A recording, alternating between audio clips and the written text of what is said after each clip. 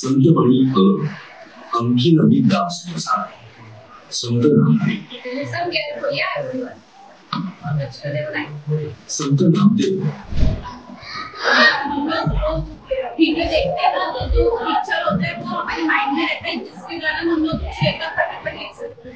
as we know that in India to remember when we experience the thing naturally and physically. So because of that, it is very much better to listen on the and talk and remember the things in examples. Digital युग आहे आणि ह्या digital युगामध्ये आमची शाळा सुद्धा digital व्हावी यासाठी आम्ही नवनीतचे सॉफ्टवेअर विकत घेतले आणि त्याने आम्हाला कन्सेशन मध्ये दिली, त्याबद्दल त्यांना आधी धन्यवाद देतो.